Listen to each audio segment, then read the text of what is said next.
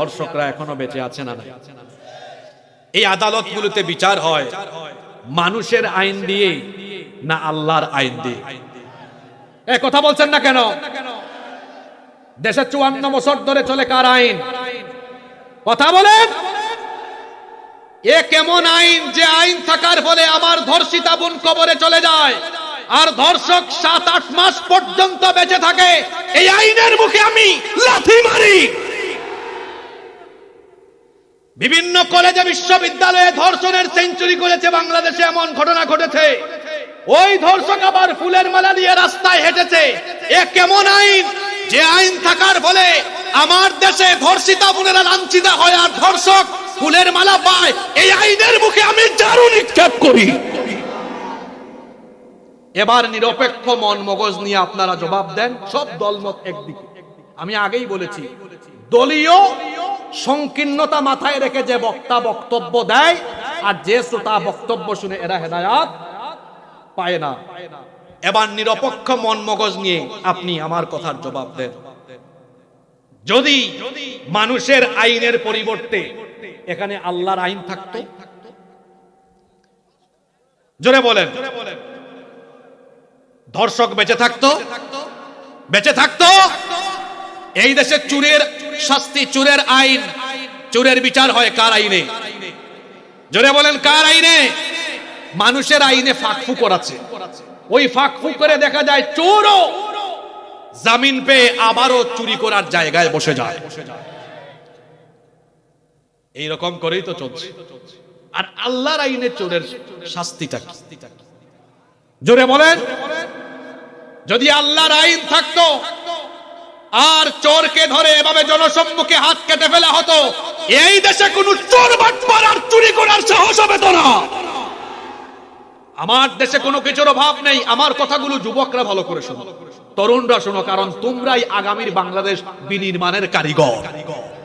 তোমাদেরকে কথা শুনতে হবে। আমার দেশটা বড় মজলুম, বড় মজলুম।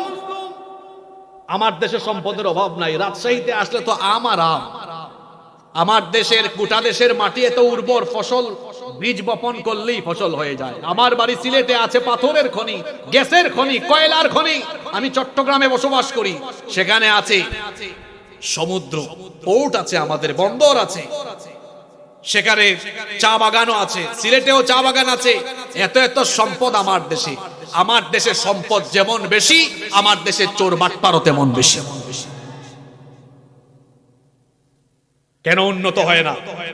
কেন আমরা ভালো থাকতে পারি না? একটাই কারণ, আমরা ড্রাইভার ঠিক করতে পারি না। একটা ড্রাইভার একটা গাড়িকে সুন্দর করে পরিচালনার জন্য প্যাসেঞ্জার গুরুত্বপূর্ণ না ড্রাইভার গুরুত্বপূর্ণ? জোরে বলেন। ড্রাইভার যদি মাতাল হয়ে গাড়ি চালায়, ওই গাড়ি রাস্তায় থাকবে না, খাদে পড়ে যাবে। ঠিক তেমনি ভাবে একটা জাতিকে যারা নেতৃত্ব দিবে, এরা যদি চোর বাটপার হয়, এই জাতি ধ্বংসের কিনারে নিক্ষিপ্ত হবে। ড্রাইভার ঠিক করতে হবে আপনাদের। সেই ড্রাইভার হতে হয় যোগ্য, এটা হতে হয় সৎ, এটা হতে হয় দক্ষ। এগুলা কি রাজনৈতিক কথা না আল্লাহর কুরআনের কথা? ঘুমায় গেছেন নাকি আপনারা? মানুষের জন্য তো আল্লাহর আইন কল্যাণকর। আমরা কার আইন চাই? জোরে বলেন, কার আইন? যারা বলেন নাই তারা কার আইন চান? আমরা সবাই কার আইন চাই? কার আইন? কার আইন? আল্লাহর আইন চাই। আল্লাহর নবী 63 বছর পৃথিবীতে ছিলেন। কত বছর? 40 বছর পর্যন্ত কাউকে দাওয়াত দেন নাই। 40-এ ওহী এসেছে, দাওয়াত দিয়েছেন 13 বছর। কত বছর? 13 বছরে বহু নিপীড়ন নির্যাতন সহ্য করেছেন। অতঃপর হিজরত করে মদিনায় গিয়েছেন। মদিনায় যাওয়ার পরে এবার রাষ্ট্র গঠন করে 10 বছর প্রেসিডেন্ট হয়ে মদিনার রাষ্ট্রকে পরিচালনা করেছেন। সুবহানাল্লাহ। এখন কইতে পারলেন না? তিনি যে 10 বছর রাষ্ট্র পরিচালনা করলেন কার আইনে? জোরে বলেন, কার আইনে? যে আল্লাহর আইনে নামাজ আদায় করি, যে আল্লাহর আইনে রোজা রাখি, যে আল্লাহর আইনে হজ করি, যে আল্লাহর আইনে যাকাত দেই, সেই আল্লাহর একই আইনে সমাজ রাষ্ট্র পরিচালনা করতে হবে। এর নাম হলো ঈমান। এর নাম হলো কি? ঈমান। কারণ এমনটা করেছেন মুহাম্মদ, আমরা বলি সাল্লাল্লাহু, আর এটার জন্য তো সাহাবীরা রক্ত দিয়েছেন, জীবন দিয়েছেন, শহীদ হয়েছেন। কেন? তারা জানতেন এই শাহাদাতের পথ মুক্তির পথ, শহীদি মৌত, এটা এমন এক মৌত হিসাবও নাই, বিচারও বিনা হিসাবে বিনা বিচারে জান্নাত দিয়ে দেন যিনি, তিনি কে? লড়াইয়ের ময়দানে শহীদ না হয়েও আবার কিছু মানুষ শহীদি মর্যাদা পায়। এরা কারা? আল্লাহর নবী বলেছেন, এটা আবু দাউদ শরীফের হাদিস, আল মাতউন শহীদ, যারা মহামারীতে আক্রান্ত হয়ে মারা যায় তারা হলো শহীদ। ওয়াল গারিকু শহীদ, পানিতে ডুবে যারা মারা যায় তারাও শহীদ। এখন এই ওয়াজ শুনে, এই তাফসীর শুনে কেউ আবার বাড়িতে যাওয়ার সময় পুকুরের পানিতে ডুইবা ইচ্ছা করে মইরেন না, যে হুজুর তো বলছে পানিতে ডুবে মরলেই শহীদ। এর মানে তো এই না যে আপনি ইচ্ছা করে মরবেন, আত্মহত্যা করবেন। পরিস্থিতি এমন হয়েছে, ভয়াবহ কোনো বন্যা বা কোনো বিপদে পড়ে হঠাৎ করে লোকটা পানিতে পড়ে মারা গিয়েছে, ঈমান থাকলে তাকে শহীদি মর্যাদা দিয়ে দিবেন কে? 3 নম্বর, ওয়াসাহিবু যাতিল জামবি শহীদ, পক্ষাঘাতে যারা মারা যায় তারাও শহীদ। 4 নম্বর, ওয়াল মাবতুনু শহীদ, পেটের পীড়া নিয়ে যারা দুনিয়া থেকে যায়, ঈমান থাকলে শহীদি মর্যাদা দিবেন কে? 5 নম্বর, ওয়াসাহিবুল হারিকু শহীদ, আগুনে পড়ে যারা মারা যায় তাদেরকেও শহীদ বলেছেন মুহাম্মদ সাল্লাল্লাহু আলাইহি ওয়াসাল্লাম। 6 নম্বর, ওয়াল্লাযী ইয়ামুতু তাহতাল হাদামি শহীদ, যারা প্রাচীর ধসে বা বিল্ডিং চাপা পড়ে মারা যায় তাদেরকেও শহীদ বলেছেন মুহাম্মদ সাল্লাল্লাহু আলাইহি ওয়াসাল্লাম। 7 নম্বর, ওয়াল মারআতু তামুতু বিজামইন শহীদ, কোন নারী সন্তান জন্ম দিতে গিয়ে যদি তখন মারা যান, সেই নারীকেও শাহাদাতের মর্যাদা যিনি দিয়ে দেন তিনি কে? তাহলে এরা শহীদ না হলেও ঈমান থাকলে এই অবস্থায় পড়ে মারা গেলে শাহাদাতের মৃত্যু যিনি দিবেন তিনি কে? 5 নাম্বার পয়েন্ট, ভালো মৃত্যুর আলামত। আজকে আমি যে পয়েন্টগুলো বলতেছি, মাহফিল শেষে যে আমাকে এই পয়েন্টগুলো শোনাইতে পারবে তারে এই স্টেজে ডেকে এনে পুরস্কৃত করা হবে ইনশাআল্লাহ। দেখা যাবে কনসেন্ট্রেট শ্রোতা এখানে পেয়েছে। তবে পিছনের পয়েন্ট আমি আর এখন ব্যাক করব, রিভিশন দিব। 5 নম্বর, ভালো মৃত্যুর 5 নম্বর আলামত হলো নেক কাজ করতে করতে করতে করতে মৃত্যুর সময় আসার, নেক কাজ করতে করতে মারা যাওয়া। আল্লাহর নবী বলেছেন, মান ক্বালা লা ইলাহা ইল্লাল্লাহু ইবতিগা ওয়াজহিল্লাহ খুতিমা লাহু বিহা দাখালাল জান্নাহ। আল্লাহর নবী বলেছেন, যে ব্যক্তি আল্লাহর সন্তুষ্টির জন্য লা ইলাহা ইল্লাল্লাহ এই তাওহীদের বাক্য পাঠ করলো আর তাওহীদের উপরে তার হোসনে খাতেমা হলো, তাকে যিনি জান্নাত দিবেন তিনি কে? 2 নম্বর, ওমান সাল্লা সালাতান ইবতিগা ওয়াজহিল্লাহি খুতিমা লাহু বিহা দাখালাল জান্নাহ। আল্লাহর নবী বলেছেন, যে ব্যক্তি আল্লাহর সন্তুষ্টির জন্য সালাত আদায় করে, মুসল্লি হয়ে, নামাজি হয়ে, নামাজি অবস্থায় মওত হয়, এই নামাজিকেও যিনি জান্নাত দিয়ে দেন তিনি কে? নামাজির জন্য জান্নাতের সুসংবাদটা কার? এজন্য নামাজ ছাড়বেন না। রাত 12টা পর্যন্ত ওয়াজ শুনবেন, মাহফিল শুনবেন, কিন্তু ফজরের নামাজ কাজা করবেন, এমনটা তো হতে পারে না। ওয়াজ শোনা নফল আর নামাজ আদায় করা হলো ফরজ। ফরজ আগে না নফল আগে? এইজন্য নামাজের সাথে আমাদের সম্পর্ক হবে এমন, আজান হলে সব কাজ বাদ দিয়ে নামাজে যাওয়ার দরকার আছে না নাই? আল্লাহর নবী আরো বলেছেন, ওয়ামান সামা ইয়াওমান ইবতিগা ওয়াজহিল্লাহি খুতিমা লাহু বিহা দাখালাল জান্নাহ। আমাদের পাশে এক লোক আরাফার ময়দানে ছিল, উপস্থিত ছিল।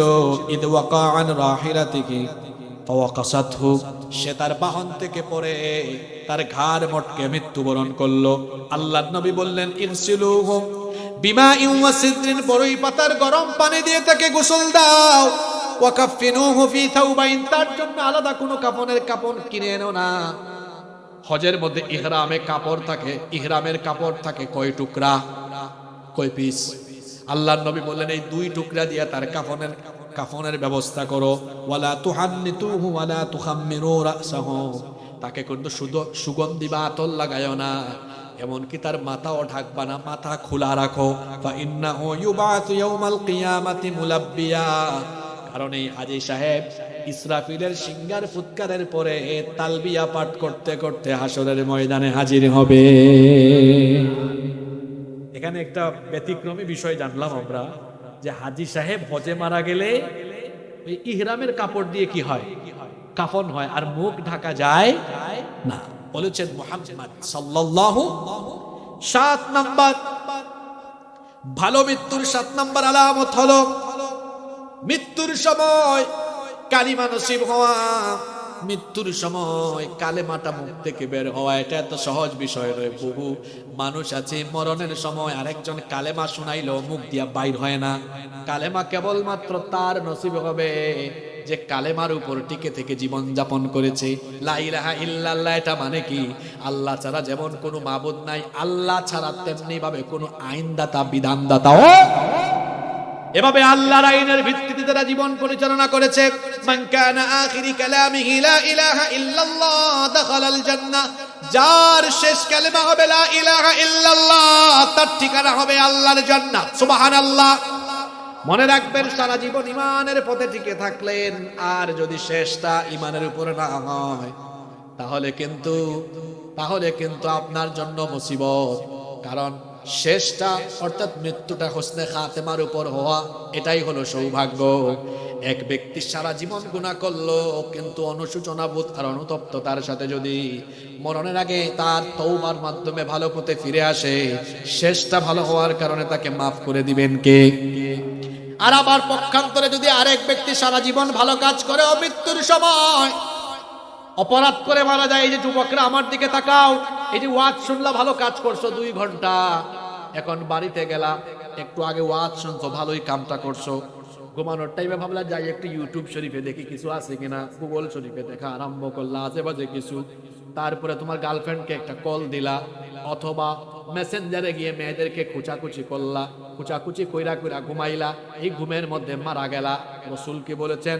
আল্লাহর নবী বলেছেন ইউবাসু কুল্লু আবদিন আলা মা মাতা আলাইহি, যে অবস্থায় মারা যায় ওই অবস্থায় এই রকম লোকদের সাথে হাসরের মাঠে দাঁড়িয়ে উঠাবেন কে? কাজ করলাম, ভালো ওয়াজ শুনলাম, এরপরে ওয়াজ থেকে ফিরে গিয়ে আবার খারাপ কাজ আরম্ভ করলাম, আর খারাপ কাজ অবস্থায় মৃত্যু হয়ে গেল, আমার হাসর হবে তখন খারাপদের সাথে। এজন্য কথাটা বলেছি, শেষটা ভালো হওয়া এটা সৌভাগ্যের ব্যাপার, এটা সৌভাগ্যের ব্যাপার। আমার একটা ঘটনা মনে পড়ে গেল, ঘটনাটা কি বলবো। বনি ইসরাইলের এক লোক ছিল যে 100টা খুন করেছে। কয়টা খুন? প্রথমে তার খুনের পরিমাণ ছিল 99টা খুন করার পরে তার অন্তরের মধ্যে অনুশোচনা আসলো। সে খ্রিস্টান এক পাদ্রীর কাছে গিয়ে বলল, আমি তো 99টা খুন করেছি, আমার মনে এখন অনুশোচনা এসেছে, আমি ভালো হতে চাই, আমার কি ভালো হওয়ার কোনো উপায় আছে নাকি? পাদ্রী তখন বললেন, না, তুমি বড় পাপী, 99টা খুন করেছো, তোমার ভালো হওয়ার কোনো পথ আর খোলা নাই। লোকটা রাগান্বিত হয়ে সাথে সাথেই পাদ্রীকে ওখানে খুন করলো। আগে ছিল 99, এখন হইল 1, টোটাল হইছে কত? 100 খুন করেছে, কিন্তু তার মনে তো শান্তি নাই। চলে গেল এক আলেমের কাছে গিয়ে বলল, আমি তো 100 খুন করেছি, বড় পাপী আমি, আমার জন্য কি ভালো হওয়ার কোনো রাস্তা আছে নাকি? আলেম বললেন, তোমার পাপের পরিমাণ যত বেশি, আমার আল্লাহর দয়ার পরিমাণ হলো তার থেকে আরো বহু গুণে বেশি। তুমি এক্ষুনি যদি তওবা করো আর যদি দ্বীনের পথে ফিরে আসো, তোমার সকল গুনাহ আল্লাহ মাফ করবেন। লোকটা তওবা করলো। এরপরে ওই আলেম তাকে বললেন, তুমি আর তোমার এলাকায় ফিরে যাও না, কারণ সেখানে খারাপ কাজ হয় বেশি। খারাপ এলাকায় খারাপ পরিবেশে থাকলে খারাপ হওয়ার সম্ভাবনা আছে না নাই? এজন্য তো আমরা বলি, ভালোর সাথে থাকলে ভালো, খারাপের সাথে থাকলে খারাপ। আতরের দোকানে ঢুকলেন, আতর কিনলেন না, কিন্তু 10-15 মিনিট যদি আতরের দোকানে থাকেন, বের হয়ে আসলে দেখবেন শরীরের মধ্যে, কাপড়ের মধ্যে আতরের সুগন্ধি এসে যায়। নিজে বিড়ি সিগারেট খান না, কিন্তু বিড়ি খায়, সিগারেট খায় এমন লোকদের সাথে 20 মিনিট থাকলে দেখবেন আপনার সাথেও, কিংবা হাত মিলাইছেন তার সাথে, আপনার হাতে বিড়ির গন্ধ অটোমেটিক হয়ে গেছে। হয় কি হয় না? তার মানে ভালোর সাথে থাকলে ভালো, খারাপের সাথে থাকলে খারাপের জন্য আলেম তাকে বললেন, তোমার এলাকায় যাও না, ওখানে পরিবেশ খারাপ। একটা এলাকার নাম বললেন, ওই এলাকায় চলে যাও, সেখানে গিয়ে বাকি জীবন ওই এলাকার লোকদের সাথে বসবাস করো। খেয়াল করে শোনেন, এই লোকটা তখন ওই এলাকার উদ্দেশ্যে যাত্রা আরম্ভ করলো। কিন্তু কি আশ্চর্য, কিছু দূর পথ চলার পরে মালাকুল মউত চলে আসলেন, তার মৃত্যু হয়ে গেল। আমরা জানি কোন মানুষ মৃত্যুর পরে লোকটা জান্নাতি হলে জান্নাতি ফেরেশতারা রূহ নেওয়ার জন্য আসে, জাহান্নামী হলে জাহান্নামী ফেরেশতারা রূহ নেওয়ার জন্য আসে। কিন্তু এই লোকটা যখন মারা গেল, জান্নাতের ফেরেশতাও এসেছে, জাহান্নামের ফেরেশতাও এসেছে। জান্নাতের ফেরেশতারা বলে, জাহান্নামী ফেরেশতারা তোমরা কেন এসেছো? জাহান্নামী ফেরেশতারা বলে, এই লোকটা 100 খুন করেছে জাহান্নামী, এজন্য তার রূহ আমরা নিতে এসেছি, তোমরা কেন এসেছো? জান্নাতি ফেরেশতারা বলে, এই লোকটা যতই খুন করুক না কেন তওবা করেছে, আল্লাহ সব গুনাহ মাফ করেছেন, এই জন্য লোকটা জান্নাতি হিসাবে কালেমার উপর তার মরণ হয়েছে বলে তাকে জান্নাতে নেওয়ার জন্য আসছি। জাহান্নামী ফেরেশতারা মানে না। দুই দল যখন পদানুবাদ বিতর্ক আরম্ভ করলো, আল্লাহ এবার মধ্যস্থকারী ফেরেশতা পাঠালেন। মধ্যস্থকারী ফেরেশতা বললেন, দুই গ্রুপ ঝগড়া করে কোনো লাভ নাই, চলো একটা কাজ করা যাক। ওই আলেম যে বলেছিলেন একটা এলাকায় যাওয়ার জন্য একটু দূরত্ব ডিসটেন্স মেপে দেখো তো লোকটা কি ওই এলাকার কাছাকাছি নাকি দূরবর্তী। যদি ওই এলাকা থেকে দূরবর্তী হয় জাহান্নামী ফেরেশতারা তার রূহ নিয়ে যাও, আর যদি লোকটা ওই এলাকার নিকটবর্তী কাছাকাছি চলে যায় তাহলে জান্নাতি ফেরেশতারা তার রূহ নিয়ে যাও। আসলে লোকটা ওই এলাকা থেকে বহু দূরেই ছিল, কিন্তু তার তওবা তো আল্লাহ কবুল করেছিলেন, আল্লাহর পছন্দনীয় বান্দা সে হয়ে গিয়েছিল। এইজন্য ফেরেশতারা যখন ডিসটেন্স পরিমাপ দূরত্ব মাপা শুরু করেছে, আল্লাহ তার কুদরত দিয়ে ওই জায়গা আর ওই বান্দার মৃত্যুর জায়গাটাকে আল্লাহ একেবারে নিকটবর্তী করে দিলেন। আল্লাহর জন্য এটা বড় কঠিন না সহজ? আরো জোরে বলেন, কঠিন না সহজ? এই ঘটনা থেকে কি শিক্ষা পেলেন? এখানে যে এত এত বাবারা, এত এত যুবক ভাইরা এসেছেন, আমরা বহু গুনাহ করে ফেলেছি, হয়তো নামাজ ছেড়ে দিয়েছি, জিনা করে ফেলেছি, সুদ ঘুষ অন্যায় অবিচার কিংবা অন্য কোনো জুলুম বা অপরাধের সাথে সম্পৃক্ত হয়তো ছিলাম, কিন্তু এখনো তো সময় আছে, বেঁচে আছে। আজকে যদি তওবা করে বাড়ি যেতে পারি, তাহলে আমাদেরকেও ঈমানের মৃত্যু যিনি নসিব করবেন তিনি কে? ভালো মৃত্যুর কয়টা আলামত বলেছি? জোরে বলেন কয়টা? আপনারা মনে টায়ার্ড হয়ে গেছেন তাই না? আর বেশি না, 7-8 মিনিট থাকতে পারবেন তো আপনারা ইনশাআল্লাহ। এবার আসেন শেষ পয়েন্টে চলে আসছে। একটু পরে কিন্তু প্রশ্ন হবে, রেডি থাকেন আপনারা। এবার ভালো মৃত্যু তো এমনি এমনি পাওয়া যায় না ভাই, ভালো মৃত্যুর জন্য আমল লাগবে। ভালো মৃত্যুর 6টা আমল বলবো এখন। কয়টা আমল? খুব সংক্ষেপে বলবো। কয়টা আমল? এই 6টা আমল করলে ভালো মৃত্যু নসিব হয়ে যাবে ইনশাআল্লাহ। 1 নাম্বার, নামাজ এবং অন্যান্য যত মৌলিক ফরজ ইবাদত আছে কোন নেকির কাজ ছেড়ে না দেওয়া। আমরা যখন মারা যাব, আল্লাহর সামনে যেদিন আমরা হাজির হব, বলেন তো আল্লাহ যখন বিচার করবেন সর্বপ্রথম কোন আমল সম্পর্কে আল্লাহ হিসাব চাইবেন? তো ওয়াজ তো আপনারাই জানেন, কিন্তু শুধু আমলটা করেন না। আমার দেশে ওয়াজ হয় বেশি কিন্তু আমল হয় কম। ওয়াজের চাইতে আমল হওয়া লাগবে বেশি। নামাজ এমন এক ইবাদত, নামাজ ছাড়া জান্নাতের গন্ধ পাওয়া যাবে না। কলিজার টুকরা যুবক ভাইদেরকে বলছি, আজান হলে আপনারা মসজিদের সামনের কাতারে দাঁড়িয়ে যাবেন। এখন মুরব্বী বাবারা রাগ কইরেন না, আমাদেরকে তো হুজুর পেছনে দিয়া গেল। বাবারা পেছনে থাকলে আপনি যখন চোখের সামনে দুনিয়া থেকে যাওয়ার আগে দেখবেন আপনার ছেলে নাতি পুতি এরা আপনার চোখের সামনে নামাজ আদায় করে, বলেন তো আপনার ভালো লাগবে না খারাপ লাগবে? আরো জোরে বলেন, ভালো না খারাপ? যুবক ভাইয়েরা, এই যৌবনের বয়সে যারা আল্লাহকে সাজদা দিবে, কিয়ামতের ময়দানে এই সকল যুবকদেরকে আরশে আজিমের ছায়ায় যিনি জায়গা দিবেন তিনি কে? ভালো মৃত্যুর 1 নাম্বার আমল, নামাজ সহ কোনো নেক আমল ছেড়ে দেওয়া যাবে? নামাজ আদায় করবেন তো? কারা কারা নামাজ ছাড়বেন না? এই বক্তার বক্তব্যে মানুষ হেদায়েত হয় না। আর যে শ্রোতা বক্তব্য শোনার সময় দলীয় সংকীর্ণতা মাথায় রেখে বক্তব্য শুনে, এই শ্রোতাও হেদায়েত পায় না। কোরআন শুনতে হয় নিরপেক্ষ মন মগজ নিয়ে। সেই নিরপেক্ষ মন মগজ কি আপনাদের আছে? জোরে বলেন আছে? তাহলে আমার কথার জবাব দিয়ে, আমি নারী অধিকার প্রতিষ্ঠা বা নারী ক্ষমতায়নের বিরুদ্ধে না, যেটা বুঝাতে চাইছি একটু পরে বুঝবে না। তাহলে নারীরা দেশ চালিয়েছেন কত বছর? Okay fine. এই যে নারীর এত ক্ষমতায়ন, 54 বছরের মধ্যে 32 বছর তারাই দেশ চালিয়েছে। এই দেশে নারী নির্যাতন, নারী শ্লীলতাহানি, নারী ধর্ষণ কি বন্ধ হয়েছে? জোরে বলেন, বন্ধ হয়েছে? গত 7-8 মাস আগেও তো আমরা দেখেছি মাগুরায় আমার ছোট্ট বোন আসিয়াকে একই পরিবারের 3 নরপিশাচ কি পাশবিকতা চালিয়ে আমার বোনটাকে দুনিয়া থেকে যাওয়ার মতো পরিস্থিতি তৈরি করে দিয়েছে। আমার বোনটা কয়েকদিন হাসপাতালে ছিল, খুব কষ্ট পেয়ে দুনিয়া থেকে গিয়েছে।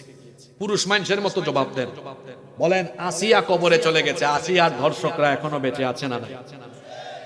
এই আদালতগুলোতে বিচার হয় মানুষের আইন দিয়ে না আল্লাহর আইন দিয়ে?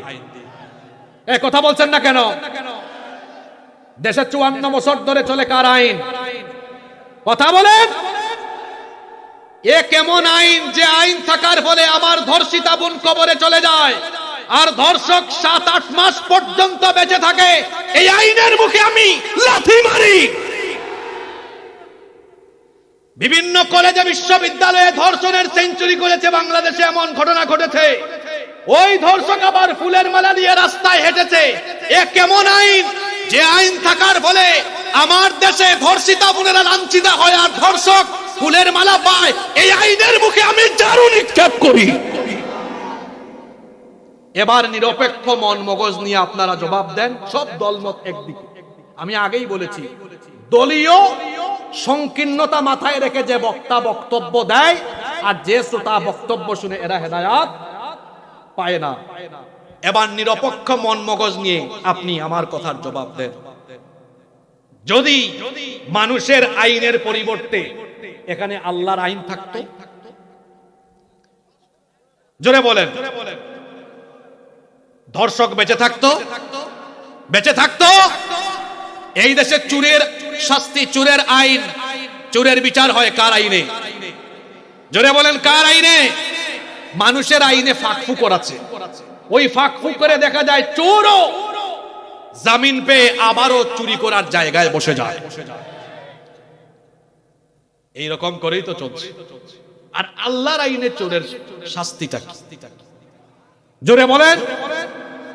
যদি আল্লাহর আইন থাকতো আর চোরকে ধরে এভাবে জনসম্মুখে হাত কেটে ফেলা হতো, এই দেশে কোনো চোর বাটপার আর চুরি করার সাহস হবে না। আমার দেশে কোনো কিছুর অভাব নেই। আমার কথাগুলো যুবকরা ভালো করে শোনো, তরুণরা শোনো, কারণ তোমরাই আগামীর বাংলাদেশ বিনির্মাণের কারিগর। তোমাদেরকে কথা শুনতে হবে।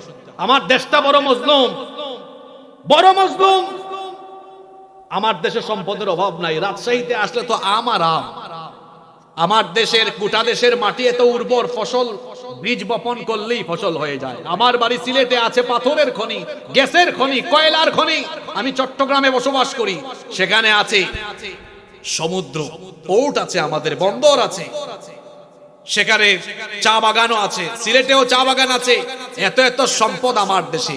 আমার দেশে সম্পদ যেমন বেশি, আমার দেশে চোর বাটপারও তেমন বেশি।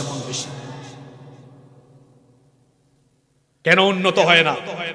কেন আমরা ভালো থাকতে পারি না? একটাই কারণ, আমরা ড্রাইভার ঠিক করতে পারি না। একটা ড্রাইভার একটা গাড়িকে সুন্দর করে পরিচালনার জন্য প্যাসেঞ্জার গুরুত্বপূর্ণ না ড্রাইভার গুরুত্বপূর্ণ? জোরে বলেন। ড্রাইভার যদি মাতাল হয়ে গাড়ি চালায়, ওই গাড়ি রাস্তায় থাকবে না, খাদে পড়ে যাবে। ঠিক তেমনি ভাবে একটা জাতিকে যারা নেতৃত্ব দিবে, এরা যদি চোর বাটপার হয়, এই জাতি ধ্বংসের কিনারে নিক্ষিপ্ত হবে। ড্রাইভার ঠিক করতে হবে আপনাদের। সেই ড্রাইভার হতে হয় যোগ্য, এটা হতে হয় সৎ, এটা হতে হয় দক্ষ। এগুলা কি রাজনৈতিক কথা না আল্লাহর কোরআনের কথা? ঘুমায় গেছেন নাকি আপনারা? মানুষের জন্য তো আল্লাহর আইন কল্যাণকর। আমরা কার আইন চাই? জোরে বলেন, কার আইন? যারা বলেন নাই তারা কার আইন চান? আমরা সবাই কার আইন চাই? কার আইন? কার আইন? আল্লাহর আইন চাই। আল্লাহর নবী 63 বছর পৃথিবীতে ছিলেন। কত বছর? 40 বছর পর্যন্ত কাউকে দাওয়াত দেন নাই। 40-এ ওহী এসেছে, দাওয়াত দিয়েছেন 13 বছর। কত বছর? 13 বছরে বহু নিপীড়ন নির্যাতন সহ্য করেছেন। অতঃপর হিজরত করে মদিনায় গিয়েছেন। মদিনায় যাওয়ার পরে এবার রাষ্ট্র গঠন করে 10 বছর প্রেসিডেন্ট হয়ে মদিনার রাষ্ট্রকে পরিচালনা করেছেন। সুবহানাল্লাহ। এখন কইতে পারলেন না তিনি যে 10 বছর রাষ্ট্র পরিচালনা করলেন কার আইনে? জোরে বলেন কার আইনে? যে আল্লাহর আইনে নামাজ আদায় করি, যে আল্লাহর আইনে রোজা রাখি, যে আল্লাহর আইনে হজ করি, যে আল্লাহর আইনে যাকাত দেই, সেই আল্লাহর একই আইনে সমাজ রাষ্ট্র পরিচালনা করতে হবে। এর নাম হলো ঈমান। এর নাম হলো কি? ঈমান। কারণ এমনটা করেছেন মুহাম্মদ, আমরা বলি সাল্লাল্লাহু। আর এটার জন্য তো সাহাবীরা রক্ত দিয়েছেন, জীবন দিয়েছেন, শহীদ হয়েছেন। কেন? তারা জানতেন এই শাহাদাতের পথ, মুক্তির পথ, শহীদি মৌত, এটা এমন এক মৌত হিসাবও নাই, বিচারও বিনা হিসাবে বিনা বিচারে জান্নাত দিয়ে দেন যিনি, তিনি কে? লড়াইয়ের ময়দানে শহীদ না হয়েও আবার কিছু মানুষ শহীদি মর্যাদা পায়। এরা কারা? আল্লাহর নবী বলেছেন, এটা আবু দাউদ শরীফের হাদিস, আল মাতউনু শহীদ, যারা মহামারীতে আক্রান্ত হয়ে মারা যায় তারা হলো শহীদ। ওয়াল গারিকু শহীদ, পানিতে ডুবে যারা মারা যায় তারাও শহীদ।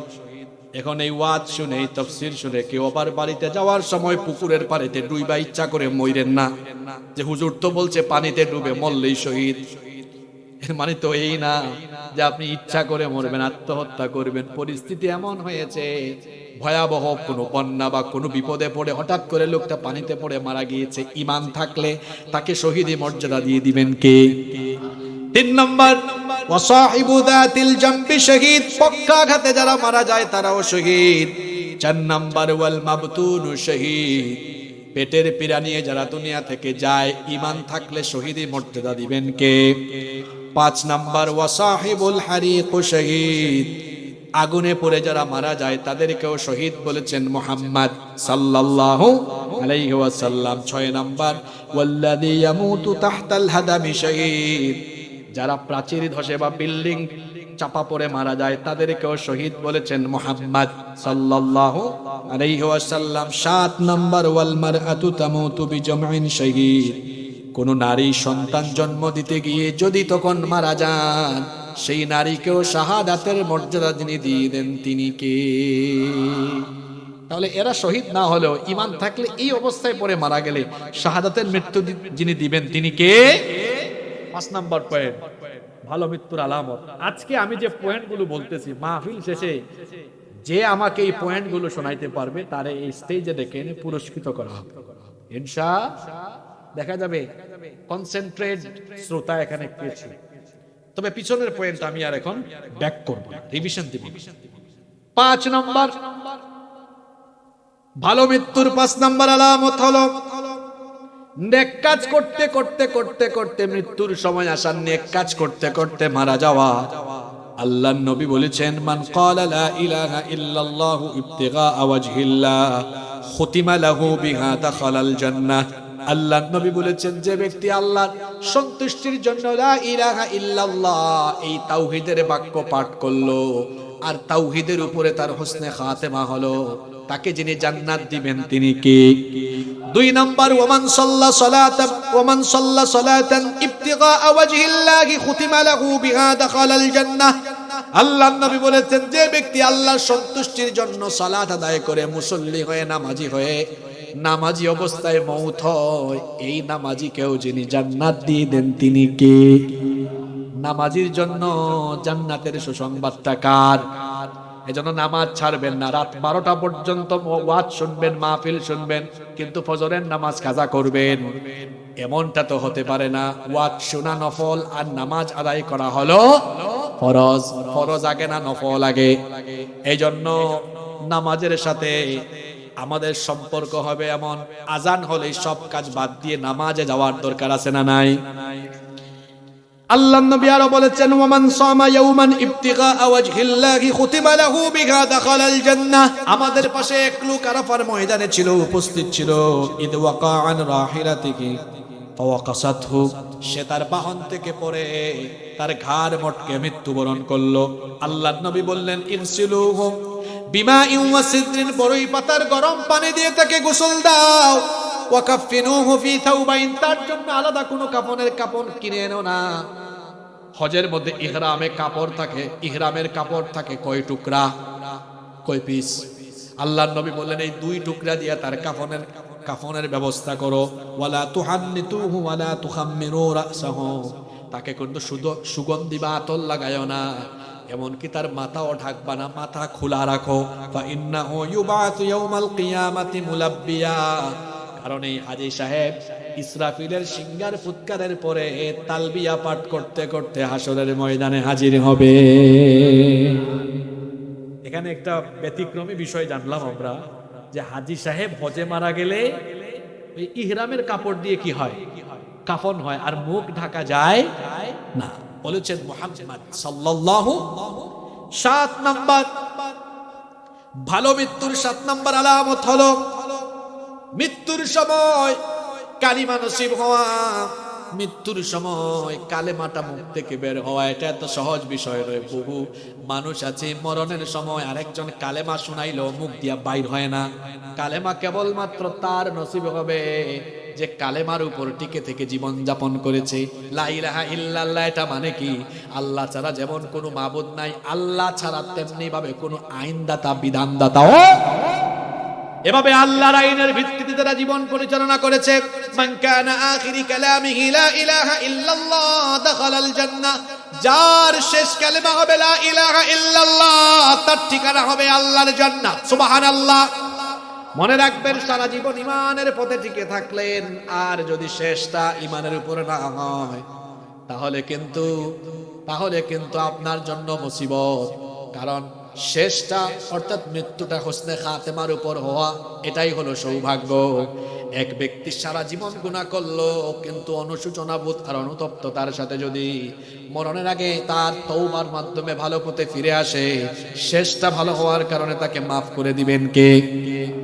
আর আবার পক্ষান্তরে যদি আরেক ব্যক্তি সারা জীবন ভালো কাজ করে ও মৃত্যুর সময় অপরাধ করে মারা যায়, এই যে যুবকরা আমার দিকে তাকাও, এই যে ওয়াজ শুনলা, ভালো কাজ করছো 2 ঘন্টা, এখন বাড়িতে গেলা, একটু আগে ওয়াজ শুনছো, ভালোই কামটা করছো, ঘুমানোর টাইমে ভাবলা যাই একটু ইউটিউব শরীফে দেখি কিছু আছে কিনা, গুগল শরীফে দেখা আরম্ভ করলা আশেপাশে কিছু, তারপরে তোমার গার্লফ্রেন্ডকে একটা কল দিলা, অথবা মেসেঞ্জারে গিয়ে মেয়েদেরকে খুচাকুচি করলা, খুচাকুচি কইরা কইরা ঘুমাইলা, এই ঘুমের মধ্যে মারা গেলা। রাসূল কি বলেছেন? আল্লাহর নবী বলেছেন ইউবাসু কুল্লু আবদিন আলা মা মাতা আলাইহি, যে অবস্থায় মারা যায় ওই অবস্থায় এই রকম লোকদের সাথে হাসরের মাঠে দাঁড়িয়ে উঠাবেন কে? কাজ করলাম, ভালো ওয়াজ শুনলাম, এরপরে ওয়াজ থেকে ফিরে গিয়ে আবার খারাপ কাজ আরম্ভ করলাম, আর খারাপ কাজ অবস্থায় মৃত্যু হয়ে গেল, আমার হাসর হবে তখন খারাপদের সাথে। এজন্য কথাটা বলেছি, শেষটা ভালো হওয়া এটা সৌভাগ্যের ব্যাপার, এটা সৌভাগ্যের ব্যাপার। আমার একটা ঘটনা মনে পড়ে গেল, ঘটনাটা কি বলবো? বনি ইসরাইলের এক লোক ছিল যে 100টা খুন করেছে। কয়টা খুন? প্রথমে তার খুনের পরিমাণ ছিল 99টা খুন করার পরে তার অন্তরের মধ্যে অনুশোচনা আসলো। সে খ্রিস্টান এক পাদ্রীর কাছে গিয়ে বলল, আমি তো 99টা খুন করেছি, আমার মনে এখন অনুশোচনা এসেছে, আমি ভালো হতে চাই, আমার কি ভালো হওয়ার কোনো উপায় আছে নাকি? পাদ্রী তখন বললেন, না, তুমি বড় পাপী, 99টা খুন করেছো, তোমার ভালো হওয়ার কোনো পথ আর খোলা নাই। লোকটা রাগান্বিত হয়ে সাথে সাথেই পাদ্রীকে ওখানে খুন করলো। আগে ছিল 99, এখন হইল 1, টোটাল হইছে কত? 100 খুন করেছে, কিন্তু তার মনে তো শান্তি নাই।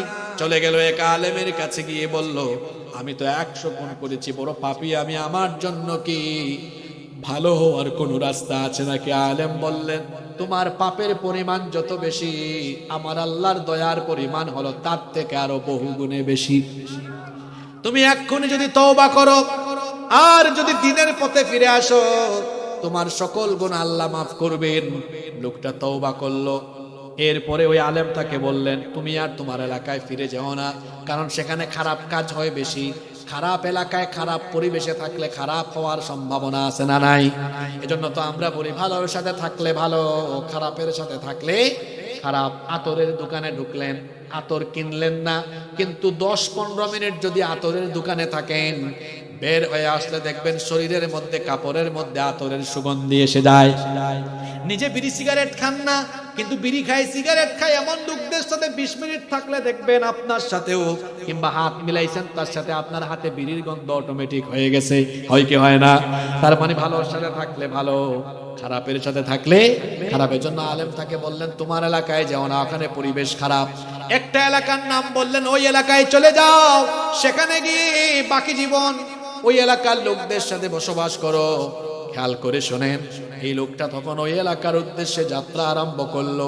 কিন্তু কি আশ্চর্য, কিছু দূর পথ চলার পরে মালাকুল মউত চলে আসলেন, তার মৃত্যু হয়ে গেল। আমরা জানি কোন মানুষ মৃত্যুর পরে লোকটা জান্নাতি হলে জান্নাতি ফেরেশতারা রূহ নেওয়ার জন্য আসে, জাহান্নামী হলে জাহান্নামী ফেরেশতারা রূহ নেওয়ার জন্য আসে। কিন্তু এই লোকটা যখন মারা গেল, জান্নাতের ফেরেশতাও এসেছে, জাহান্নামের ফেরেশতাও এসেছে। জান্নাতের ফেরেশতারা বলে, জাহান্নামী ফেরেশতারা তোমরা কেন এসেছো? জাহান্নামী ফেরেশতারা বলে, এই লোকটা 100 খুন করেছে জাহান্নামী, এজন্য তার রূহ আমরা নিতে এসেছি, তোমরা কেন এসেছো? জান্নাতি ফেরেশতারা বলে, এই লোকটা যতই খুন করুক না কেন তওবা করেছে, আল্লাহ সব গুনাহ মাফ করেছেন, এই জন্য লোকটা জান্নাতি হিসাবে কালেমার উপর তার মরণ হয়েছে বলে তাকে জান্নাতে নেওয়ার জন্য আসছি। জাহান্নামী ফেরেশতারা মানে না। দুই দল যখন পদানুবাদ বিতর্ক আরম্ভ করলো, আল্লাহ এবার মধ্যস্থকারী ফেরেশতা পাঠালেন। মধ্যস্থকারী ফেরেশতা বললেন, দুই গ্রুপ ঝগড়া করে কোনো লাভ নাই, চলো একটা কাজ করা যাক। ওই আলেম যে বলেছিলেন একটা এলাকায় যাওয়ার জন্য, একটু দূরত্ব ডিস্টেন্স মেপে দেখো তো লোকটা কি ওই এলাকার কাছাকাছি নাকি দূরবর্তী। যদি ওই এলাকা থেকে দূরবর্তী হয়, জাহান্নামী ফেরেশতারা তার রূহ নিয়ে যাও। আর যদি লোকটা ওই এলাকার নিকটবর্তী কাছাকাছি চলে যায়, তাহলে জান্নাতি ফেরেশতারা তার রূহ নিয়ে যাও। আসলে লোকটা ওই এলাকা থেকে বহু দূরেই ছিল, কিন্তু তার তাওবা তো আল্লাহ কবুল করেছিলেন, আল্লাহর পছন্দনীয় বান্দা সে হয়ে গিয়েছিল। এই জন্য ফেরেশতারা যখন ডিস্টেন্স পরিমাপ দূরত্ব মাপা শুরু করেছে, আল্লাহ তার কুদরত দিয়ে ওই জায়গা আর ওই বান্দার মৃত্যুর জায়গাটাকে আল্লাহ একেবারে নিকটবর্তী করে দিলেন। আল্লাহর জন্য এটা বড় কঠিন না সহজ? আরো জোরে বলেন, কঠিন না সহজ? এই ঘটনা থেকে কি শিক্ষা পেলেন? এখানে যে এত এত বাবারা, এত এত যুবক ভাইরা এসেছেন, আমরা বহু গুনাহ করে ফেলেছি, হয়তো নামাজ ছেড়ে দিয়েছি, জিনা করে ফেলেছি, সুদ ঘুষ অন্যায় অবিচার কিংবা অন্য কোনো জুলুম বা অপরাধের সাথে সম্পৃক্ত হয়তো ছিলাম, কিন্তু এখনো তো সময় আছে, বেঁচে আছে। আজকে যদি তওবা করে বাড়ি যেতে পারি, তাহলে আমাদেরকেও ঈমানের মৃত্যু যিনি নসিব করবেন তিনি কে? ভালো মৃত্যুর কয়টা আলামত বলেছি? জোরে বলেন কয়টা? আপনারা মনে হয় টায়ার্ড হয়ে গেছেন, তাই না? আর বেশি না, 7-8 মিনিট থাকতে পারবেন তো আপনারা ইনশাআল্লাহ। এবার আসেন শেষ পয়েন্টে চলে আসছে। একটু পরে কিন্তু প্রশ্ন হবে, রেডি থাকেন আপনারা। এবার ভালো মৃত্যু তো এমনি এমনি পাওয়া যায় না ভাই, ভালো মৃত্যুর জন্য আমল লাগবে। ভালো মৃত্যুর 6টা আমল বলবো এখন। কয়টা আমল? খুব সংক্ষেপে বলবো। কয়টা আমল? এই 6টা আমল করলে ভালো মৃত্যু নসিব হয়ে যাবে ইনশাআল্লাহ। 1 নাম্বার, নামাজ এবং অন্যান্য যত মৌলিক ফরজ ইবাদত আছে, কোন নেকির কাজ ছেড়ে না দেওয়া। আমরা যখন মারা যাব, আল্লাহর সামনে যেদিন আমরা হাজির হব, বলেন তো আল্লাহ যখন বিচার করবেন, সর্বপ্রথম কোন আমল সম্পর্কে আল্লাহ হিসাব চাইবেন? তো ওয়াজ তো আপনারাই জানেন, কিন্তু শুধু আমলটা করেন না। আমার দেশে ওয়াজ হয় বেশি, কিন্তু আমল হয় কম। ওয়াজের চাইতে আমল হওয়া লাগবে বেশি। নামাজ এমন এক ইবাদত, নামাজ ছাড়া জান্নাতের গন্ধ পাওয়া যাবে না। কলিজার টুকরা যুবক ভাইদেরকে বলছি, আজান হলে আপনারা মসজিদের সামনের কাতারে দাঁড়িয়ে যাবেন। এখন মুরব্বী বাবারা রাগ কইরেন না, আমাদেরকে তো হুজুর পেছনে দিয়া গেল। বাবারা পেছনে থাকলে আপনি যখন চোখের সামনে দুনিয়া থেকে যাওয়ার আগে দেখবেন আপনার ছেলে নাতি পুতি এরা আপনার চোখের সামনে নামাজ আদায় করে, বলেন তো আপনার ভালো লাগবে না খারাপ লাগবে? আরো জোরে বলেন, ভালো না খারাপ? যুবক ভাইয়েরা, এই যৌবনের বয়সে যারা আল্লাহকে সাজদা দিবে, কিয়ামতের ময়দানে এই সকল যুবকদেরকে আরশে আজিমের ছায়ায় যিনি জায়গা দিবেন তিনি কে? ভালো মৃত্যুর 1 নাম্বার আমল, নামাজ সহ কোনো নেক আমল ছেড়ে দেওয়া যাবে। নামাজ আদায় করবেন তো? কারা কারা নামাজ ছাড়বেন হাত তুলেন তো। দেখছেন তালের মধ্যে বেতাল হয়ে গেছে একদম। নামাজ ছাড়বেন নাকি আপনারা? আদায় করবেন তো? আল্লাহ তৌফিক দেন। 2 নাম্বার ভালো মৃত্যুর 2 নাম্বার আমল, সব সময় ওযু অবস্থায় থাকা। কি অবস্থায় থাকা? ওযু অবস্থায় থাকা। ওযু। আল্লাহর নবী মেরাজে গেলেন, ফিরে এসে বললেন, আচ্ছা বিলাল, তুমি এমন কি করো বলো তো? আমি জান্নাতে তোমার পায়ের আওয়াজ শুনে এসেছি।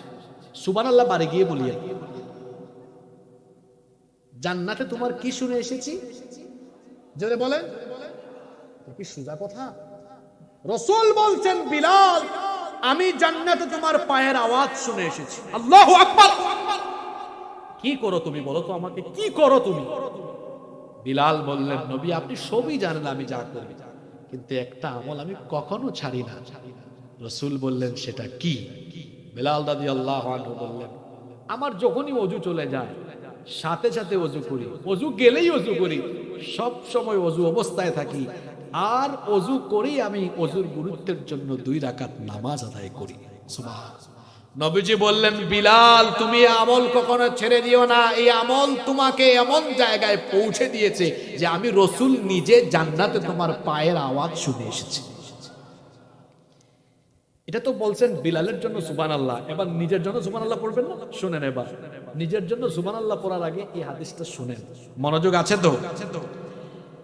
আনাস ইবনে মালিক রাদিয়াল্লাহু আনহু কে নবীজি বললেন, হে আনাস, হে আনাস শোনো, ইন ইসতাতা'তা আল্লা তাবিতা ইল্লা আলা wudu ফাফআল, যদি সম্ভব হয় আনাস রে তুমি সব সময় ওযু অবস্থায় থাকো, ফা ইন্নাহু মান আতা, কারণ এটা তো আমরা নামাজি যারা অন্তত ডেইলি কমপক্ষে কয়বার ওযু করি? জোরে বলেন কয়বার? অনেক মহিলারা আছে আশকারা মাশকারা আটা ময়দা কত কিছু লাগায়, আর যুবকেরা ফেসবুকে এগুলো প্রোফাইল দেখে পাগল হয়ে যায়। এত পাগল হইও না, প্রোফাইল একরকম বাস্তব আরেক রকম। ফেয়ার এন্ড লাভলি মাখে, তারপরে ফেস ওয়াশ, তারপরে পার্লারে গিয়ে ফেসিয়াল করে, কত কিছু করে। চেহারার সৌন্দর্যের জন্য এত কিছুর দরকার নাই। ওযু করো, ওযু করো, চেহারার সব গুনাহ চলে যাবে, আল্লাহ চেহারায় নূর দান করে দিবেন। সুবহানাল্লাহ। ওযুর মাধ্যমে গুনাহ ঝরে যায়। কি ঝরে যায়? রাসূল বলেছেন, বান্দা কুলি করে মুখের থেকে পানি যখন বের করে, সেই পানির সাথে মুখের সগীরা গুনাহ ঝরে পড়ে। যখন মুখমণ্ডল ধৌত করে, ওযুর পানির সাথে মুখের সগীরা গুনাহ ঝরে পড়ে। যখন 2 হাত 2 পা ধৌত করে, ওযুর পানির সাথে 2 হাত পায়ের সগীরা গুনাহ ঝরে পড়ে। সাদা কাপড়ে দাগ লাগলে, আমার যদি এটা সাদা না, যাই হোক যে কালারই আছে, দেখেন 2-3টা দাগ এখানে পড়ে গেছে, পোকা লাগছে, দাগ পড়ছে, বুঝেন কথা? দাগটা দেখা যাচ্ছে, দেখছেন? দূর থেকে হয়তো দেখা যাচ্ছে না, কাছ থেকে দেখা যাচ্ছে। বড় কোনো দাগ পড়লে দেখা যায়। যেমনি ভাবে পরিচ্ছন্ন কাপড়ে দাগ লাগলে দেখা যায়, তেমনি যারা সমাজে প্রতিনিয়ত গুনাহ করে বেড়ায়, এরা যতই এসি গাড়িতে এসি বাড়িতে থাকুক না কেন, এদের চেহারার মধ্যে একটা গুনার ছাপ থাকে, দেখলেই এদেরকে চোরের মতো লাগে। আর যারা হালাল পথে সৎ পথে চলে, আলু ভর্তা খায়, ডাল খায়, ভাত খায়, কোন সময় খাইতেও পারে না, চেহারা সুরত দেখলে দেখবেন মায়া লাগে। কারণ জীবনটা পরিষ্কার আছে, গুনাহের কোনো দাগ। আল্লাহ আমাদেরকে এমন জীবন দান করে দাও। 2 নম্বর কি বললাম? ওযু। কোন আমল বললাম? ওযু অবস্থায় থাকবেন তো? আর যুবক ভাইরা শুনেন, ওযু অবস্থায় থাকবেন, শয়তান কম ধরবে, ধরতে পারবে না ইনশাআল্লাহ। 3 নম্বর, আল্লাহকে ভয় করে যারা জীবন যাপন করবে। কারণ আপনি বলবেন, হুজুর আল্লাহর ভয় আবার এটা আবার কি? বুঝায় দেন। এক উদাহরণে বুঝায় দেই। আপনাদের এলাকায় বাইম মাছ পাওয়া যায় কিনা? আপনারা এটাকে কি বলেন? আচ্ছা বলেন তো, বাইম মাছ থাকে কোথায়? কিন্তু যখন বাইম মাছকে কাঁটা থেকে উঠাইয়া ওই যে মাছ রাখার পাত্রকে আপনারা কি বলেন? খলই বলেন নাকি? খালই, খলই, মাখরাজ, ঠিক আছে। বাইম মাছকে কাঁটা থেকে উঠাইয়া এরপরে যখন খলইয়ে রাখা হয়, তখন কি বাইম মাছের গায়ে কোনো কাদা দেখা যায় নাকি? আমাকে আপনাকে হতে হবে বাইম মাছের মতো। বাইম মাছ কাদায় থেকেও যেমন তার গায়ে কাদা থাকে না, আমি আপনি গুনাহ ভরা সমাজে আল্লাহকে ভয় করে এমন ভাবে চলবো, চারপাশে গুনাহ থাকবে, গুনাহ আমাকে টাচ করবে। আল্লাহর ভয় তারা কবু পথ ভুলে যায় না, আল্লাহর প্রেম ছাড়া এই দুনিয়ায় কারো কাছে কোনো কিছু চায় না, কারো কাছে কোনো কিছু চায় না। বলেন আলহামদুলিল্লাহ। 3 গেল। 4 নাম্বার ভালো মৃত্যুর 4 নাম্বার আলামত হলো শহীদি মৃত্যু। শহীদি মৃত্যু, শহীদি তামান্না রাখা। শহীদি কি রাখা? ওই যে একটু আগে হাদিস বললাম, তামান্না যদি থাকে, শহীদ না হলেও শহীদি মর্যাদা দিবেন কে? 5 নাম্বার ভালো মৃত্যুর 5 নাম্বার আমল হলো ভালো মৃত্যুর জন্য আল্লাহর দরবারে দোয়া করা। এজন্য বেশি বেশি দোয়া করবেন আল্লাহর কাছে। নামাজের শেষ বৈঠকে একেবারে শেষে দোয়াটা আমরা পড়ি, দোয়ায়ে মাথুরা, আল্লাহুম্মা ইন্নী যালামতু নাফসি যুলমান কাসীরা ওয়া লা ইয়াগফিরুদ যুনুবা ইল্লা আনত ফাগফির লি মাগফিরাতাম মিন ইনদিকা ওয়ারহামনি ইন্নাকা আনতাল গফুরুর। এরপরে আপনারা সালাম ফিরায় ফেলেন, নামাজ হবে, অসুবিধা নাই। কিন্তু নবীজি বলেছেন এই দোয়ার পরে সালাম ফেরানোর আগে আরো 4টা বিষয় আল্লাহর কাছে দোয়া করো। দোয়াটা নবীজি শিখিয়েছেন, আল্লাহুম্মা ইন্নী আউযু বিকা মিন আযাবি জাহান্নাম ওয়া মিন আযাবিল কবর ওয়া মিন ফিতনাতিল মাহইয়া ওয়াল মামাত ওয়া মিন ফিতনাতিল মাসিহিদ দাজ্জাল। এত সুন্দর দোয়া। হে আল্লাহ, আমাকে কবরের ফিতনা থেকে, জাহান্নামের আযাব থেকে, জীবন মরণের ফিতনা থেকে, আর দাজ্জালের ফিতনা থেকে আমাদেরকে বাঁচাও। বলেন আমিন। আরো আস্তে বলেন আমিন। এই দোয়াটা শিখবেন। যুবক ভাইরা পারবেন না? এটা পড়া দিয়ে যাচ্ছি, হোমওয়ার্ক। মা বোনরাও শিখবেন। 6 সর্বশেষ আমল ভালো মৃত্যুর 6 নাম্বার আমল হলো সব সময় আল্লাহর পথে কিছু না কিছু দান সদকা করা। শুধু সামর্থ্য থাকলে, আমার দেশে অনেককে এরকম কোকড়া লাগে, দেন না দেন না, অমুক সাহেব দেন না। আরে আমি দান করব, আমাকে বলতে হবে কেন? আমি নিজে থেকে করে ফেলবো। প্রতিদিন দান করবেন। হাদিসে এসেছে কানান নবী সাল্লাল্লাহু আলাইহি ওয়াসাল্লাম আজওয়াদুন নাস বিল খাইর। মানুষের মধ্যে সর্বাপেক্ষা শ্রেষ্ঠ দানশীল ছিলেন মুহাম্মদুর রাসূলুল্লাহ সাল্লাল্লাহু।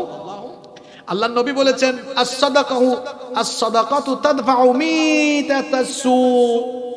সাদকা খারাপ মৃত্যু থেকে মানুষকে ফিরিয়ে রাখে, অর্থাৎ সাদকার মাধ্যমে ভালো মৃত্যু নসিব হয়। প্রতিদিন সাদকা করবেন। মা বোনরা কিভাবে করবে? প্রতিদিন তো সুযোগ হয় না। বাড়িতে একটা বক্স বানাবেন, দান বাক্স, একটা বক্স বা বয়াম রেখে দিবেন। দানের নিয়তে অল্প অল্প 1 টাকা 2 টাকা, যার যেরকম আছে, 10 টাকা 20 টাকা, যার সামর্থ্য যেমন এভাবে রাখেন। কোথাও বের হলে দান করে দিবেন। এরকম প্রতিদিন দান করবেন। এই দান সৎকার বদৌলতে ভালো মৃত্যু নসিব করে দিবেন কে? মোট কয়টা পয়েন্টে আলোচনা করেছি জানেন? আজকে 15টা পয়েন্টে আলোচনা করছি। প্রথমে আলোচনা করেছি মৃত্যু 2 ধরনের, ভালো আর খারাপ। এরপরে বলেছি ভালো মৃত্যুর আলামত 7টা। তারপরে বলেছি ভালো মৃত্যুর 6টা আমল। এই 15টা পয়েন্ট কে বলতে পারবেন? দেখি হাত তুলুন তো। মাশাআল্লাহ, 2 জন হাত তুলছে। 2 জনই বলতে পারলে দিব। আপনি বলেন তো। এরা হচ্ছে কনসেন্ট্রেট। দাঁড়ায় বলেন ভাই, আপনারা দেখুক সবাই। ওইদিকে ঘুইরা বলেন, আপনারা দেখুক। জোরে জোরে বলেন। এটা মাইক দেন না কেন ওনারা?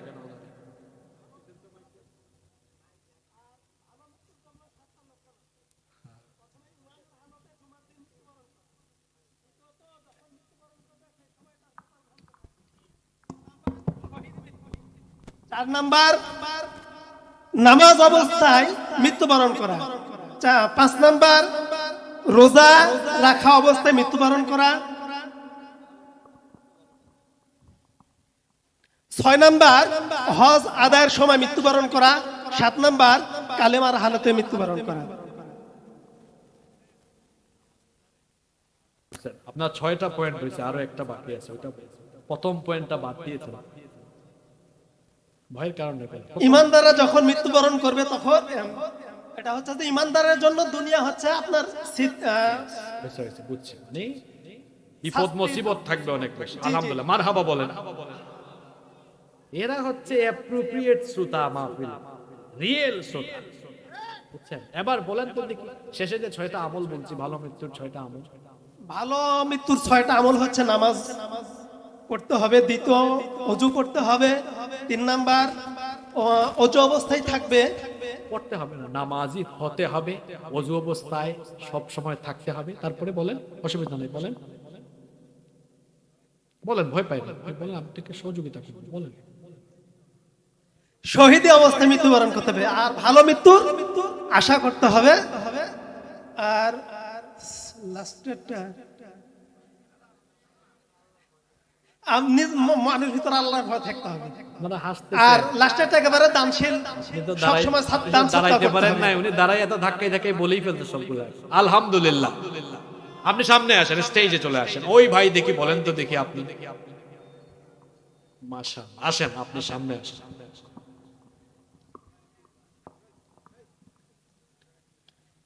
দেন দেখি এই ভাইকে। আমি তো ভাবছিলাম রাজশাহীতে হাত দুইটা উঠবে না, 30-40টা উঠে যাবে। এখানে দাঁড়ান। মৃত্যুর লক্ষণ হচ্ছে দুইটা, একটা ভালো মৃত্যু, একটা খারাপ মৃত্যু। ভালো মৃত্যুর কারণ হচ্ছে 60টি। 1 নম্বর কারণ হচ্ছে আল্লাহ তাআলা সবসময় তাদেরকে বিপদ আপদে রাখবেন। 2 নম্বর, মৃত্যুর সময় তারা মৃদু ঘামবে সামান্য। 3 নম্বর, তারা হজের ময়দানে যে মারা যাবে। 4 নম্বর,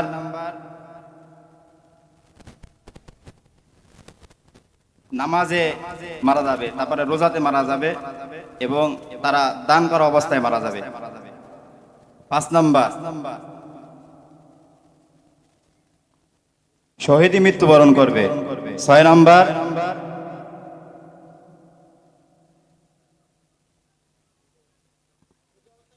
ওযু অবস্থায় মারা যাবে। 7 নম্বর, কালেমা নসিব হবে। আর 6টি মৃত্যুর 6টি অবস্থায় ভালো মানুষ মারা যাবে। তার 1 নম্বর কারণ হবে তারা সবসময় তারা নামাজ ছাড়বে না। 2 নম্বর, তারা সবসময় ওযু অবস্থায় থাকবে। 3 নম্বর, তারা সবসময় আল্লাহর ভয় লালন করবে। 4 নম্বর, শহীদে তামান্না রাখবে। 5 নম্বর, তারা দানশীল হবে। 6 নম্বর, দোয়া করবে। মারহাবা বলেন। সামনে আসেন। আসলে শুনেন, উনি সবই পারে, উনিও পারে। ওনারা বলতে গিয়ে লেট হয়েছে কেন, এটা আপনারা না বুঝলেও আমি বুঝি। আমরা যেদিন বক্তৃতা শিখেছি, এখন তো আমরা কথা যে কারো সামনে বলতে পারি। মাটি কাটবেন সারাদিন, এটা অনেক সহজ। তো মানুষের সামনে দাঁড়ায় 2 মিনিট গুছায় কথা বলতে পারা, সারাদিন মাটি কাটার চেয়ে ওইটা কষ্ট। এটা আপনি বুঝবেন না, আসেন না এখানে, একটু বসেন, একটু গুছায় কথা বলেন, কিছুক্ষণ এইদিকে, কিছুক্ষণ। আমার এই 2 ভাই ভালোই পারে। আমি যদি বলতাম না বলে লিখেন, চটপট লিখে পড়। এই যে সাহস করে বলেছে, এটা অনেক বড় বিষয়। আর আমি আজকে অনেক খুশি। কেন খুশি জানেন? যদি 2টা হাত না পেতাম, মন খারাপ করে হয়তো চলে যেতাম। ভাবতাম এত তো মানুষ আমার ওয়াজ শুনলো, কিন্তু কে শুনলো কিছুই তো বুঝলাম না। মনে রাখতে পারলাম। এই 2 জন মানুষ যে পয়েন্টগুলো মনে রেখেছে, আলহামদুলিল্লাহ, আমি খুশি। এই কারণে অন্তত এই 2টা মানুষ এই এলাকায় আগামীকাল বলবে, আমি এই বিষয়ে আলোচনা শুনেছি, এই আলোচনার পয়েন্ট ছিল। আমাদের দেশে বেশিরভাগ মানুষ, ওই যে আমি মাহফিলে ওঠার আগে এক ভাই বলেছিলেন যে আপনারা দূরে দূরে সফর করার অনেক কষ্ট, কথা বলি 2 ঘন্টা, আসা যাওয়ায় চলে যায় 14 ঘন্টা। তাই আমি বললাম, ভাই আমি তো মাহফিল কমাই দিয়েছি, সামনে আরো কমাই দিব। উনি বললেন কেন? আমি বললাম, এখানে হাজার হাজার মানুষ আমাদের সামনে থাকে, কিন্তু আমরা যে ধাঁচে কথা বলি, ওই ধাঁচে হাজার হাজার থেকে সবাইকে তৈরি করতে পারি না। একাডেমিকলি যেভাবে প্রতিষ্ঠানে বসে মানুষ তৈরি করতে পারি, বাইরে গেলে এটা হয় না। ওই যে শুধু স্লোগান, জজবা, আজান দেওয়া, কিছুক্ষণ গান গাওয়া, 5 লাখ 6 লাখ টাকা খরচ করে যুবকরা মাহফিল আয়োজন করে এই তামাশা করার জন্য নাকি? মাহফিল থেকে কিছু নিয়ে যেতে হবে। আসেন উপরে চলে আসেন। এই 2 ভাইকে ধন্যবাদ জানাচ্ছি। এরা হচ্ছে না আপনাদের জন্য দৃষ্টান্ত। আগামী দিনে কোথাও মাহফিলে গেলে তামাশা করার জন্য যাবেন না। আমাদের দেশে বহু বক্তা আছে, কি বলে নিজেই জানে না, পয়েন্ট নাই, কিছু নাই। শ্রোতাও আছে এমন, লাইন নাই। যেটা শুনবেন, এই যে 2টা ঘন্টা সময় গেল, সময় হলো মানুষের জীবনের সবচেয়ে বড় মূলধন। সম্পদ গেলে সম্পদ পাওয়া যায়, সময় গেলে সময় পাওয়া যায়। আজকে যে কথাগুলো হয়েছে, যারা ভালো করে বুঝেন নাই, সুযোগ পাইলে ইউটিউবার ভাইদের চ্যানেল থেকে পড়ে শুনে নিয়েন, কত গুরুত্বপূর্ণ কথা আজকে হয়েছে। আজকে কথা বলেছি পৃথিবী থেকে চলে যাওয়ার ধরন নিয়ে। সবগুলো কথা আপনার জন্য, আপনি চলে যাবেন তো ধরনটা কেমন হতে পারে, ভালো আর খারাপ চুজ করতে হবে আপনাকে, কোন পথ আপনি চান। এরপরে বলেছি ভালো মৃত্যুর কিছু সাইন, আলামত আছে, নিদর্শন আছে। শেষ করেছি ভালো মৃত্যু পাওয়ার 6টা আমল দিয়ে, যে এই আমলগুলো করলে ভালো মৃত্যু নসিব করে দিবেন কে। আমার ভাইরা এই পয়েন্টগুলো বলেছেন, আমি তাদেরকে আমার তরফ থেকে সামান্য পুরস্কার দিয়ে যাচ্ছি, এবং আমরা সবাই তাদের জন্য দোয়া করছি। আল্লাহ যেন আমার ভাইদের জেহেন শক্তির মধ্যে আরো বারাকা দান করেন, এবং আল্লাহ যেন তাদেরকে সহ আমাদের সবাইকে আল্লাহ যেন দ্বীনের উপরে অটল অবিচল রাখেন। আমিন। আপনাদের জন্য অনেক দোয়া রইল। ইয়াকুমুল্লাহ, মারহাবান বিকুম জামিআ। আপনার নাম কি? হাফেজ আলমগীর ভাই। আপনার নাম? ঠিক আছে, আপনারা এখানেই বসে যান। মাহফিল কমিটির সম্মানিত সভাপতি বা ম্যানেজমেন্টের কারো কোনো কথা থাকলে আমরা শুনবো, না থাকলে আমরা সরাসরি সিলেটি মাত মাতলে আপনারা বুঝবানি, রাজশাহীর মানুষ। আচ্ছা, যুবক ভাইরা অনেক কষ্ট করে মাহফিলের অ্যারেঞ্জ করেছেন। মোনাজাতের আগে তাদের কিছু ঘাটতি রয়েছে। মোনাজাতের আগে আবার এটা মসজিদের উন্নয়ন কল্পে হয়েছে। আল্লাহর ঘর মসজিদে তো সাদাকা করা, ওই যে আজকে তো আলামতই ছিল একটা, ভালো মৃত্যুর আলামত কি করা? সাদকা করা। মোনাজাতের আগে অনেকে অপেক্ষা করে যে হুজুরের মোনাজাতের আগে দিব, প্রধান বক্তার আগে। যারা দিবেন প্রস্তুতি নেন, দিয়ে ফেলেন, আপনারা এখানে দিয়ে যান। আমি সবার জন্য আমভাবে দোয়া করে ফেলবো ইনশাআল্লাহ। এখানে কি লিখেছে? আমরা হক্কল সিলেটি। ইমাম সাহেবের অনুরোধ, হ্যাঁ, এটা অন্য কেউ অনুরোধ করলে হইতো, ইমাম সাহেব তো অনুরোধ করবেন যে হুজুর কোরআনের আয়াত হাদিস আরো বাড়াবেন মাহফিল, তাই না? লিখছেন তো, সিলোটি সিলোটর কমলার বাগান, আপনার আছে আম বাগান, আর আমরা আছে সিলোটর কমলার বাগান। খাইলে জোড়ায় হখলর ফোরান, সিলেটর চা না খাইলে বাই দিন খাটতো না একদিন, দিন খাটতো না একদিন। সৌদি আরব, আবু ধাবি, কাতার, দুবাই, লন্ডন যাবি, আমেরিকাত গিয়া দেখবাই ফাইবাই খালি সিলোটি, ফাইবাই খালি সিলোটি। সুরমা গাঙ্গর ফারো বাড়ি, শাহজালালোর উত্তর সুরি, দেশ বিদেশ বেটাগিরি, আমরা হকল সিলোটি, আমরা সবাই রাজশাহীবাসী। ঠিক আছে, কেউ তো টাকা দিল না, হ্যাঁ, যারা দিবেন ম্যানেজমেন্টের কাছে পৌঁছে দেন। আমরা এখন দোয়া শুরু করবো। আল্লাহুম্মা আমিন। আলহামদুলিল্লাহি রাব্বিল আলামিন, والصلاة والسلام على أشرف الأنبياء والمرسلين. ربنا ظلمنا أنفسنا وإن لم تغفر لنا وترحمنا لنكونن من الخاسرين. রব্বুল আলামিন, গভীর রাত পর্যন্ত তোমার অসংখ্য বান্দা বান্দিরা নীরবে বসে বসে তোমার কালাম থেকে আলোচনা শুনেছেন। রব্বুল আলামিন, আমরা যারা হাত তুলেছি, জীবনে কম হোক বেশি হোক সবাই আমরা গুনাহ করে ফেলেছি। আমাদের গুনাহের দিকে না তাকিয়ে তোমার রহমতের দিকে দৃষ্টিপাত করে আমাদের যত গুনাহ আছে তোমার গাফফার নামের খাতিরে, সাগীরা কবিরা জানা অজানা যত গুনাহ আছে দয়া করে সব গুনাহ তুমি মাফ করে দাও। রব্বুল আলামিন, আমাদের স্ত্রী সন্তান পরিবার পরিজন সবাইকে মাফ করে দাও। আমাদের কলিজার টুকরা আব্বা আম্মাকে মাফ করে দাও। রব্বিরহামহুমা কামা রব্বায়ানি সগীরা, রব্বিরহামহুমা কামা রব্বায়ানি সগীরা। রব্বুল আলামিন, আমাদের আত্মীয় স্বজন যারা কবরে চলে গিয়েছেন তাদেরকে মাফ করে দাও। এই পুঠিয়া এলাকায় কবরস্থানে যত মুর্দেগান শায়িত রয়েছেন, দয়া করে সকলের কবরকে তুমি জান্নাতের বাগান বানিয়ে দাও। রব্বুল আলামিন, আজকের এই আয়োজনকে কবুল কবুল আর মঞ্জুর করে নাও।